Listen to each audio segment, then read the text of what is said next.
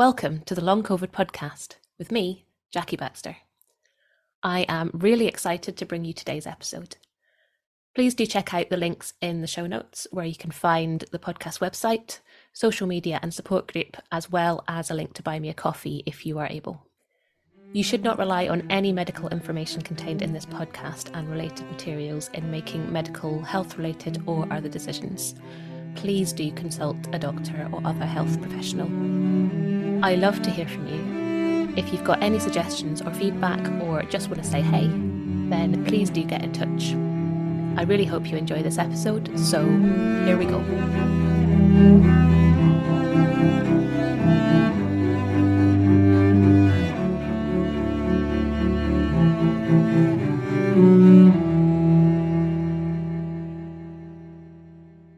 Hello and welcome to this episode of the Long COVID podcast. I am delighted to welcome as my guests this evening Dr Adrian Baker and Leanne, and we are going to be talking about world swimming and COVID and how world swimming can help some people with long COVID, but also wider health benefits as well. So welcome both of you to the podcast. Hello. Hello. So to start with, would you mind just introducing yourselves a little bit? Well, my name's Leanne. I'm 49 in 3 days. I have 3 children. I work in the hospital. And yeah, I am an addict to open water swimming, really. I'm Adrian Baker. I'm a GP. Also, funnily enough, got 3 kids that are completely different. I've been here in Nairn in north of Scotland for over 20 years and been out and about in the water for many decades doing stuff. Yeah. Oh, amazing. Oh, thank you both so much for coming along tonight. So let's talk COVID a little bit first. Adrian, you've had long COVID and recovered, is that right? Yeah, I was one of the lucky ones to get out of the first round in March 20, and we all saw it coming with all the various news channels from China, Italy and Spain and stuff. And then it arrived in the UK. We probably saw our first cases here in early March. And by mid-March, 3 of the GPs here had got pretty unwell with it. And I was off work for about 10 days and pretty much full-blown symptoms, not quite hospitalized, but close enough, thank you. And obviously just tried to come back to work, and like most people thought I'll be fine, and didn't quite make it past lunchtime on the first day. Went home, had a sleep. Same again, second day, and so on. And it just took a phenomenally long time to recover any form of fitness. And I was reasonably fit before it, but just took a very long time to get back to normal, unfortunately. Yeah, sounds a sort of familiar story from a lot of people, unfortunately. Was there anything specific that you did that really helped? Because I think certainly what I wanted to start with was something that I could do. Was there anything that sort of stood out for you? Sounds a bit weird, but actually getting back to work was quite helpful for me because it was a pretty busy time. There's lots of new stuff going on. We didn't quite know how serious it was going to be. I suppose that kept me ticking over, kept me working and stuff. But I suppose the flip side was it wasn't much room for anything else. Just extreme tiredness, just absolutely knackered most of the time. But that certainly helped with just being able to problem solve, social aspects of it, socializing with other people. And one by one, everybody caught it here over time, and feeling that you're doing something useful. So all of that really helped. Yeah, and then I wasn't really able to exercise in any shape or form really for quite a number of months afterwards. But you have made her a sort of, would you call it a full recovery? I would now, yeah, pretty much back to normal. But it's been quite it's been a very gradual recovery over a very long time. And one of the last things to go for me was the chest pains. You get this, I've seen it a lot with people who've had a bad dose of COVID, is the really bad breastbone pain. You've got inflammation of the breastbone where the ribs join the breastbone. And fortunately, I know what it is, but lots and lots of people have had that, and it's almost one of those things that, yeah, you've definitely had COVID because you've got this pain. We never normally see it. I mean, see it maybe one patient every year or two, but an awful lot of people who've had COVID get this breastbone pain, which means that any physical movement or deep breaths are painful. So if you're turning, twisting, bending, lifting stuff, or exercising so you get out of breath, you develop this recurrent severe pain, which in the back of your mind goes, I shouldn't be getting chest pain. This isn't good. It was terrifying, isn't it? Pick up the phone and say, I've got chest pain. Well, all hell breaks loose, doesn't it? You get ambulances and all sorts. So we know chest pain is not good. And that took a long, long time to completely go. Probably about 18 months. That's a long time for something like that. And it's away now, but it's taken that length of time, which is quite extraordinary, really. Yeah, it's really positive that you have recovered, though. Yeah. I see it in support groups a lot. Does anyone ever recover from this? And, I've spoken to people who have, and I have to keep reminding myself, as well as other people, that people do recover from this. But on your worst days, when you're feeling terrible, it's kind of hard to believe that sometimes, isn't it? So I think we need to hear it. Yeah, I think don't give up. Gradually doing a wee bit more and pacing yourself, having plenty of rests in between, being good to yourself, and going swimming certainly helps, as well as lots of other things. Yeah, all of these things really help, and I think everyone's concentrated on COVID, on the virus, and avoiding getting it, but we've also avoided other people, and that's not been good for people's mental health either, and that you've not necessarily been out with your socializing in a way that you used to, and that's been really difficult for a lot of people. Yeah, you're right. And that very neatly leads me on to my next question, which was about wild swimming, because that's what brought us all here together tonight. So this is something that I've started doing in the last, 3 or 4 months, and it's made a real difference to me. But what is it, I guess, for people that don't really know, and why is it so beneficial? Well, in terms of swimming, I mean, I've done stuff in open water for a long, long time. Swimming, surfing, going into cold water in the winter. It's good fun, doing some form of sport or other. And then 8 years ago, I started training for a big outdoor triathlon, and started doing a lot of open water swimming then, and swam through the winter then. And that was a whole different ballgame. There's no escape when you're Love it. in the North Sea No. in winter, paddling away. No. And you come out, and what is it about it? I mean, Wim Hof has popularized it, and he's got some really good stuff out there. So if you're really interested, go and have a look at a lot of his stuff. There are a number of interesting changes that happen, I think, when you're swimming, but I'll let Leanne just say how you got started and why you got started. So I suppose that's probably better than me droning on. So my story, I think it was in 2017, I became quite poorly, and I ended up getting diagnosed with fibromyalgia. But I was a full-time mum and a full-time job, and unfortunately the drugs they put you on when you have fibro is not the most pleasant. It just wasn't agreeing with me because I work permanent night shifts. So the tablets they had me on, it just was a no-go. And because Adrian was actually my doctor at the time, and mentioned, sea swimming. And I was like, who would want to go in the sea? I said, what idiot would swim in the cold? So we had a big argument. But eventually, it took me, I don't know, I've tried my first time in, I was in 5 minutes and I got out. I hated it. And then about 6 months later, I don't know. And then it just finally realised once I got in the water, the pain subsided. I could function because my thermostat's completely broken, so I'm always overheating. And it just gave me my life back because, it was, a permanent night shift, full-time job, kids. It just gave me a way of functioning again. And that's the way I've kept under control ever since, and then it just led to loads of other things, and I got a lot of friends coming to join, and I started doing a lot of fundraising and charities, and then swam in the sea for a whole year, did a challenge which I did from January to January in a swimsuit. I ended up doing it for Mikey's line, raised about £3,500. It's something that's kept me on the, it just keeps me going. It keeps my head in a really good place, because it doesn't always, like everybody else, depression's been a battle for me for a long, long time. And it's been my go-to. And I've introduced where I work, they all thought I was complete and utter idiots.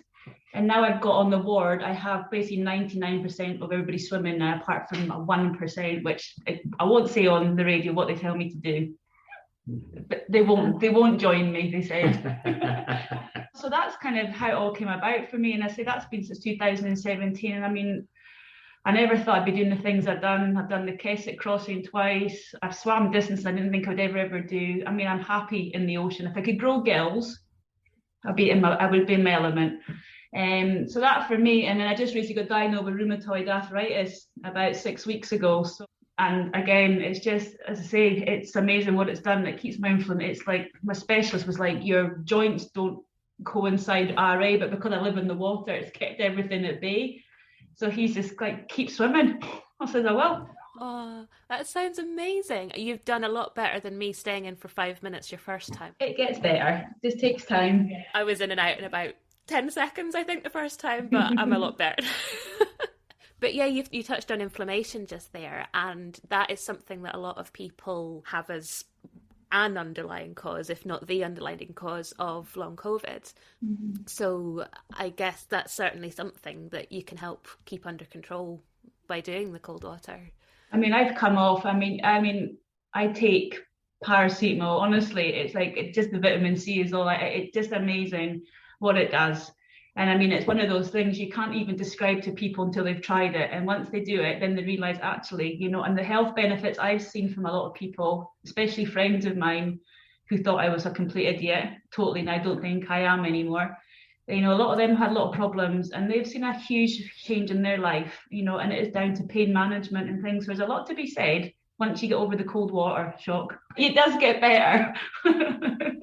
Yeah, it does get easier the more you do it, I think, although it's warming up as well, being the summer now, so I think that helps a bit as well. Yeah. I don't think it makes much difference in Loch Ness, but it certainly does on the coast. Aye, that's right enough, actually. We went in the sea about a month ago and it was like, whoa, this is like a hot tub. Yeah, it's amazing. Mm-hmm. I found when I started going into the cold water that I struggled with my breathing, and breathing was something I struggled with to start with long COVID. Right from the start, I couldn't breathe, and then it sort of didn't really get better for a long, long time. And I've now spent a long time working on my breathing and it's improved.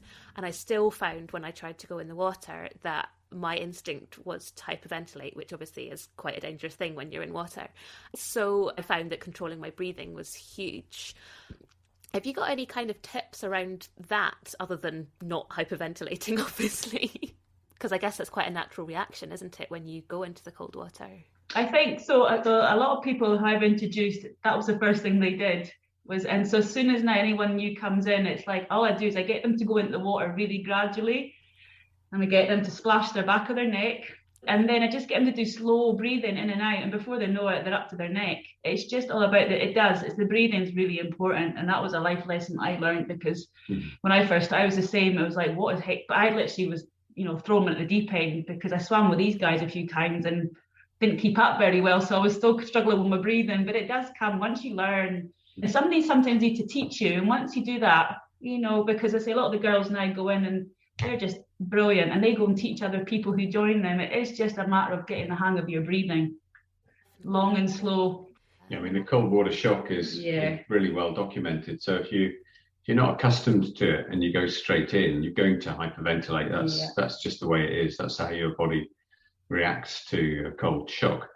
But it only takes 5 to 7 immersions, 5 to 7 days for that to completely stop. Mm-hmm. So if you do it on consecutive days, 5 to 7 days, then you're completely back to normal breathing then. And you can breathe. If you're a swimmer, then you start off, because you're going to be a little bit tense and not that relaxed, but you start off breathing every stroke or every third stroke, either side, or every second stroke, whatever works for you. And then as you get more and more used to it, generally just slow down the outward breath, and then just take your single breath over your whichever armpit you're going to use, whichever one your stroke is, and then really long, slow, deep breaths, And you'll find some people who are really quite proficient breathing every 5th or 7th stroke. So they're really, really efficient swimmers. So they're not using much oxygen when they're tootling along. But the other thing you find is your pulse rate drops significantly in cold water. It's called the diving reflex. So put your head into cold water, your pulse will slow down, your breathing slows down, and it's sort of leftover prehistoric reflex from many, many, many millions of years ago. But it's still there, and that's generally what people use. And Leanne's method of getting in and really slowly introducing people to that on consecutive occasions without anyone having a bad experience just increases confidence massively, and then people can tootle off and go for their swim. And it doesn't matter how you swim, you can go backstroke. If you get upset or worried, just flip onto your back and relax, just keep your head out. A lot of people like to swim breaststroke. That's absolutely fine, that's great. Occasionally putting their head in. What was really interesting about inflammation is that a lot of people have come back with having really positive experiences from different types of arthritis. I mean, obviously osteoarthritis is old age, wear and tear. That's the sort of thing that I've got the pleasure of in my hands. But if you go into cold water, that disappears within a few weeks. And Leanne's finding that it's keeping a rheumatoid arthritis under control. There are quite a few other people who've experienced exactly the same. So it's incredibly powerful. The mechanism for it, I don't think there'll ever be any trials for it because there's not any money to be made out of it. But the cold water, I think there's a couple of things that happen with it. You produce endorphins, body's natural opiates, so you get that sort of pain relief aspect to it. That's not just while you're swimming, that lasts for the whole day after you've been in. So you will all experience a bit of a feel good. So there's the endorphin aspect to it.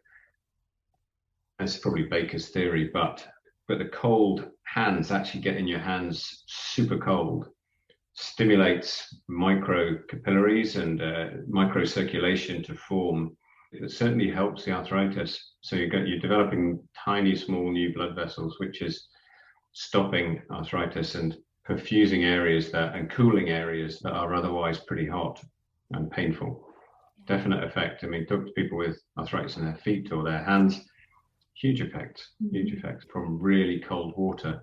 And we're talking single digits, aren't we, really? Oh, gosh, yeah, absolutely. Yeah. But it works. It's amazing. I mean, there's lots and lots of people have come back and said it's transformed and stopped people taking large quantities of medication with significant side effects. And it's free. Doesn't cost you anything. Great. It's freezing. Free. The sea's free. Free and freezing. Free and freezing. There we go. But you're right, yeah, and Scotland's definitely the place to be if you're wanting freezing, isn't it?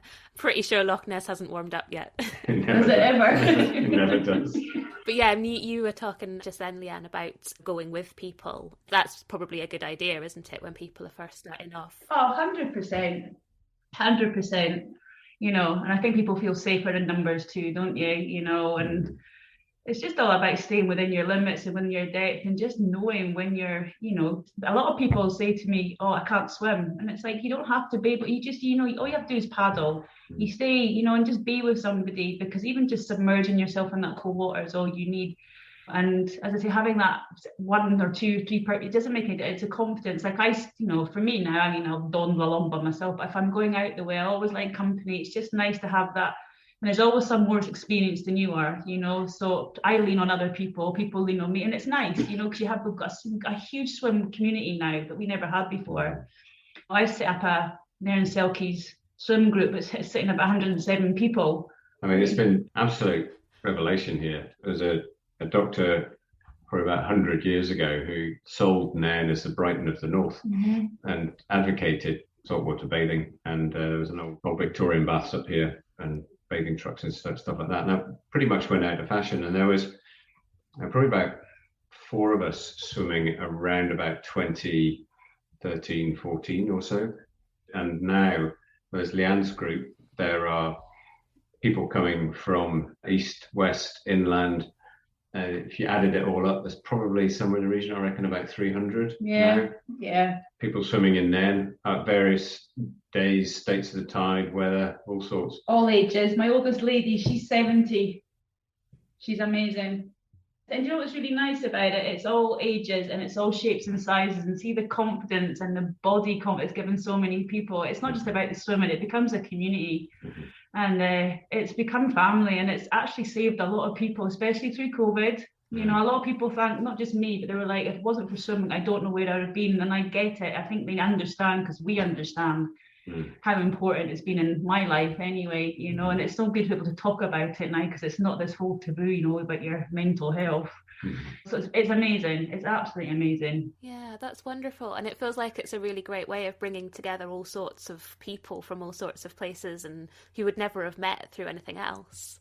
And they've come together through this sort of love of going in the water. Yeah, we've raised a lot of money for different charities over the last couple of years, just got a big few things together, which has been another thing. So again, it's another sense of achievement for people who pushed themselves to things they never thought they could do. And as I say, I dare say, it's probably just going to keep growing, isn't it now? There's no stopping it. Yeah. But yeah, going back to the thing, is definitely also, it's good to swim in numbers. It's the proper thing to do, 100%. Yeah, definitely. We'll be right back. I'm interrupting myself for a second to tell you about long COVID breathing. The fabulous Vicky Jones and I have teamed up to bring you long COVID breathing. We are both passionate about sharing our expertise and experience of the breath and how incredibly helpful that can be with long COVID. We've worked together to develop a course that is specifically tailored to those with long COVID. It's a 6-week course with 12 sessions, all delivered online. The community feel and learning that we're all sharing is such a joy. To find out more information and to sign up for our courses, workshops and other shorter sessions, please check out the link below, longcovidbreathing.com, or email longcovidbreathing@gmail.com to start your breathing journey with us.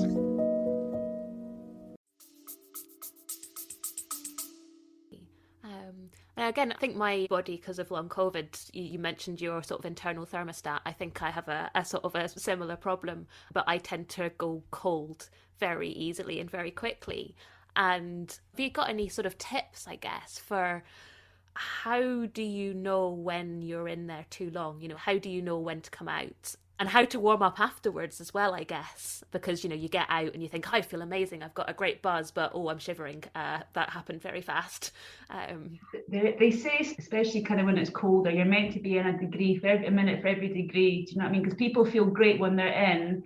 It's when you come out, and you learn that, I think, after the first few times, you realise, listening to your body. With my fibro, I have no feeling of like cold hot, and for a long time I couldn't work out. As soon as my skin starts to tingle now, that's the sign for me to get out. But I mean, I can swim a lot longer than I ever done before, but I mean, at one point I literally nearly collapsed with hypothermia, because I felt great. It was like middle of winter, came out and then I fell on the beach, and I was like, oh, but I wasn't listening to my body. And then it was these guys who I swim with who, you know, when I first came out of the water, I thought I just threw on a towel robe, and that was like a no-go. It's about getting that core really warm straight away, hot drink. It's just remembering what to do and being organised, because some of us just think, just jump in the car and put the heater on. No, because you're too busy shaking like a blooming leaf. That's right, yeah. You're right, I mean, it's a degree. Was it a couple of minutes each degree or something like that? So in the cold weather, I think it's more as a degree a minute. Basically, if it's 4 or 5, you might have been 5 minutes and get out. That's the thing. But you know, you do build up a tolerance to the cold. You know, but it's about being safe. You know, it is, and I think you do adapt, so you can stay in a bit longer once you're a bit more used to it. But people say, "Oh, it's fine, just go in and have a quick shower afterwards," and that's the worst thing you can do. So the answer, as Leanne said, is to warm yourself up naturally. So if you're super cold, what happens is your skin shuts down, so there's no blood circulating through the skin, because it's minimizing the heat loss, and all the blood's gone to the middle of your body, into your large organs, into your liver and kidneys and all that core area in your body. You suddenly jump into a shower and the blood says, oh, that's fine, I'll go off to the skin again. And there's not enough blood going to the brain. So you faint, collapse, feel awful, and your circulation doesn't quite know what's going on. You're saying, well, it's asked me to do one thing, then I'm doing something else. But the most important thing, I think, is to get out your costume, get out your wetsuit as quickly as you can while you're still functioning.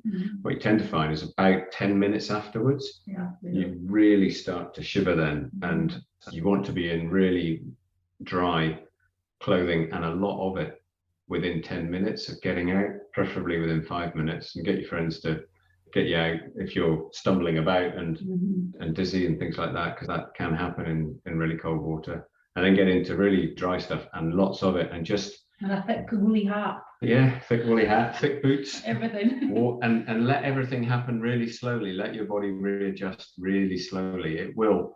The skin will get the blood circulation coming back to it once you're warmed up, and getting some warmth into your core. Warm but not hot drink is good. And then do it really slowly. And in the winter, that can take, I've seen myself, a couple of hours. In a couple of hours sometimes. Yeah, a couple of hours to warm up, shivering and all sorts. But the shivering's the thing, is a lot of people shiver and get quite a fright, but it's actually it's natural, isn't it? People start to think, what's wrong with me? But it's just the body's weight. It takes a long time to get used to, because sometimes you can't even have a cup of tea, you know, and you're like, but it can last. I've seen some people 3 or 4 hours before they've even stopped shivering. But again, it's okay. It's just feel like the breathing just goes slow. Go slowly, let everything happen really slowly. It's all a learning curve, isn't it? I'm still learning. Every time I swim, or every other winter, you learn something. I should have done that last year, you know. Yeah, it's really good. Yeah, totally. That's useful to know, actually, because I do the same thing. When I start shivering, I think, oh, this is bad. I need to warm myself up really quickly, because you think when you're shivering that it's not a good thing, but that's okay. Oh, definitely, yeah. Just put another hat on. And always have a bath mat in your car to stand on. Yeah, I use an old mat. Just pull it out of the boot, stand on it. So you've got, it makes to having something on your feet. Rather than gravel or sand or something, just have an insulated mat or something between you and the ground. Get changed on. That's luxurious, really, isn't it? Oh, it's amazing. Oh, we're reminiscing now. And a hot water bottle. Oh, that's a good idea. So, I mean, we're talking about people going out into water, sort of potentially in the wild, certainly cold water. Are there particular things to look out for? I mean, things like waves, currents, and jellyfish spring to mind, but I'm sure there are other things as well. Yeah, I mean, I think a lot of people are freshwater swimming in lochs locally. That's pretty safe. Depends on the loch. If it's a nice shallow brown peaty loch, then it will get warm quite quickly and it will be quite nice. Deeper lochs simply won't warm up. Just there isn't the heat to do that. Sea swimming is different. Leanne's absolutely spot on. Yeah, you're much better doing that in company with people you know, with people who you can rely on. And certainly you do have to get to know which way the current's going, what's the tide going to do. You kind of learn to read the water, don't you, before you get in. You really analyse the water. You know it's safe. It's a thing you just learn to do naturally. It's like you observe the water before you get in, and it does change really quick. Even in the sea, it can change really quick, you know. But again, that comes with just learning and experience, you know. But a lot of people have been frightened when they've gone in for a swim and realised that it's like really hard to get back. It's just because the tides change and things. But it's kind of, again, it's just that learning curve, you know, because we're all learning every time. Every time you swim, you learn something. And in certain conditions, you can see the water moving from the beach. In the wrong conditions, you can get into trouble locally, because there's a very strong east to west current, which takes you off the beach and offshore as a rip current in the wrong conditions. So you don't really want to get into that. 3 of us got into that a number of years ago, and we were all separated and having a bit of a struggle to get back to the beach. So that was quite entertaining. Yeah. Obviously, we all got back eventually, but I wouldn't want to do that again. So it's just be canny, be safe, be careful. And you don't have to be deep. That's the thing. People think you have to be way deep sometimes to get in. You don't. Just chest deep is enough. Yeah. Yeah, 100%. Yeah. So company, somebody who knows the area. All of these sort of things are handy things.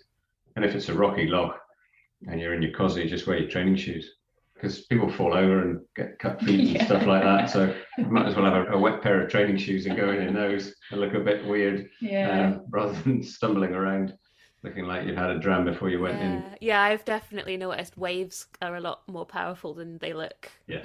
Even a fairly benign looking beach can be a bit more than it looks sometimes. So I guess, just take it easy, I guess.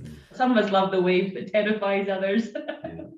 So the flotation device as well, I suppose that's worth mentioning, isn't it? There's a lot of people who've got swimming floats. Firstly, for safety, it means you can be seen by other water users, so it's jet skis and speedboats and stuff like that. They know you're there because they're not going to see a swimmer. They'll see the orange or yellow swimming floats. And also, if you get tired, you can actually hold on to it. And some of them are really cool. Yeah, they You are. can put a snack in them. Yeah, like a crab, Adrian. My daughter's never forgiven him for this. We were out swimming and the tow floats open up. You can like put bits in, and Adrian dove down and caught with this big crab in his hand. And of course, my daughter was like, she was on the shore, and I thought he was going to put it back. No, he stuffed in his tow float, and then later on, he decided to send a picture of it cooked. So my daughter calls him the crab killer. She's never forgiven him. It's true. So it fits crabs in them. There you go. Mm-hmm. Handy thing to take with you. Oh, fantastic. But they really are essential. Mm-hmm. Yeah, that's a good one as well. Yeah.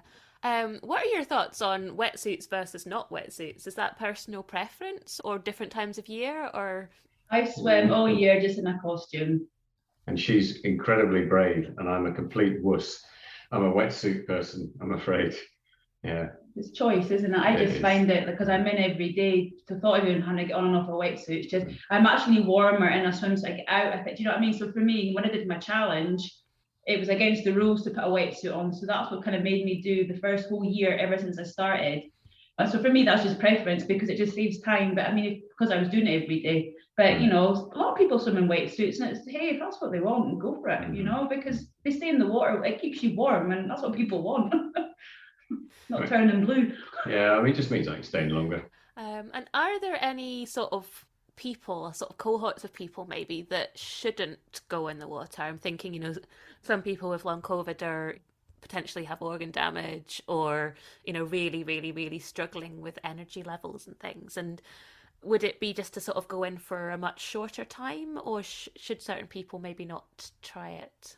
I'm really not keen on saying nobody should do anything ever.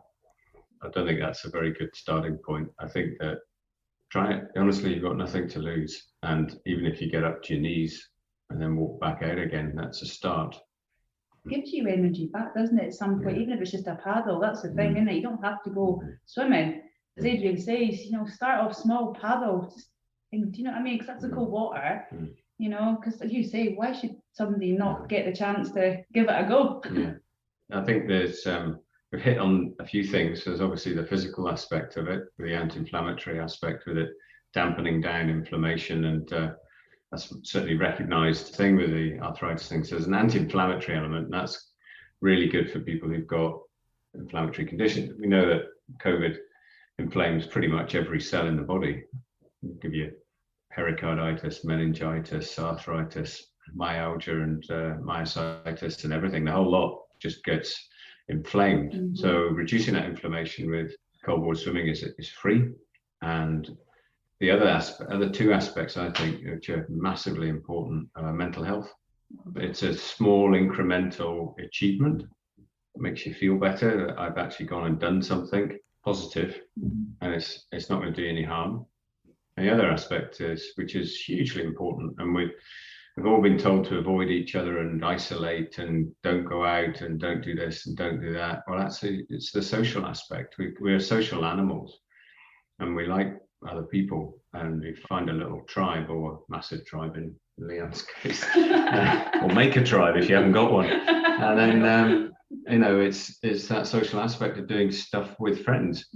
That's so important. And if there's a group and they hear this and say, well, actually, we're going, 1 week up to our knees, and next week up to our hips, next week up to our armpits, and so on.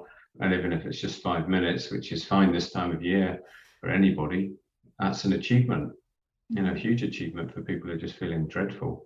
So I think that's a really positive message, isn't it? Yeah, it is. And it's for all ages. That's the thing.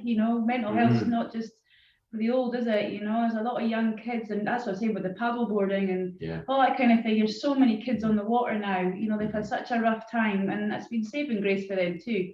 Because we think about mental health, we just think, it's for the old. We don't now. It's such a huge thing about all generations, isn't it? Yeah. So absolutely, it's amazing what it can do for your well-being, really. Yeah. And I'm totally living proof of that. Yeah, you literally are. Oh, that's amazing. So just before we finish, have you got any sort of, final words of wisdom for anyone thinking about getting into wild swimming? As I say in Finding Nemo. Yeah, just keep swimming. It's good. Thank you both so much for chatting to me. It's been really interesting hearing both of your perspectives on this, as well as it being hugely inspiring to hear your positive experiences. So thank you so much. Thank you so much to all of my guests and to you for listening. I hope you've enjoyed it, or at least found it useful. The Long COVID podcast is entirely self-produced and self-funded. I'm doing all of this myself. If you're able to, please go to buymeacoffee.com/longcovidpod to help me cover the costs of hosting the podcast. Please look out for the next episode of the Long COVID podcast. It's available on all the usual podcast hosting things. And do get in touch